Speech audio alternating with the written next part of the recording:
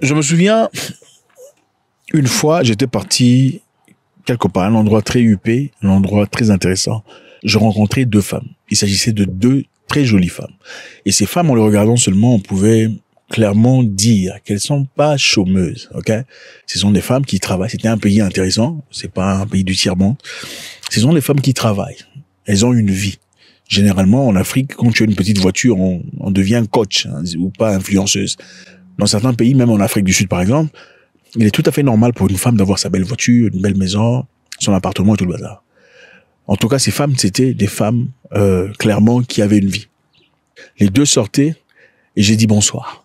Elles ont toutes les deux répliqué en disant bonsoir. En ce moment-là, ma salutation était amicale.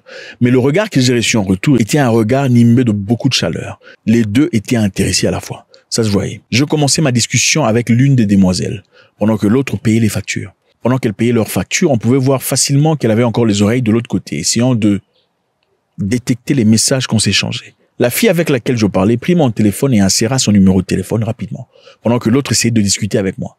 Elle m'a donné un regard montrant que elle était pas contente du fait que son amie voulait s'intéresser à moi, autant qu'elle avait déjà montré les intentions qu'elle avait.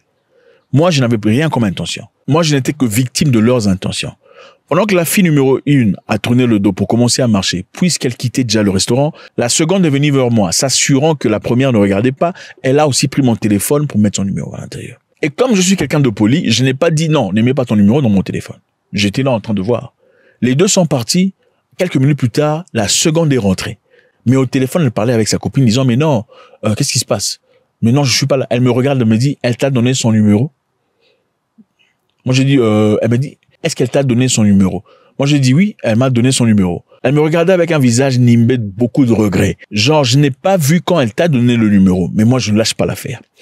Mais au téléphone, elle disait à son ami, pendant que j'entendais, qu'elle n'était pas avec moi. Pendant que son ami était dehors, en attente de leur Uber. Je veux m'arrêter là. C'est pour vous dire quoi?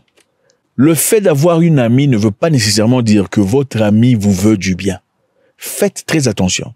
Je pouvais voir que ces deux amies sont des amies de longue date. En effet, elles travaillaient ensemble. Mais chacune d'elles en coulisses essayait de gagner mon cœur. Numéro 1, c'est bien d'avoir des confidentes. Mais on ne s'ouvre jamais à 100% auprès d'une confidente. Numéro 2, votre confidente peut aussi être votre pire ennemi quand elle est sûre que personne ne regarde. Numéro 3, on va continuer chez les privés.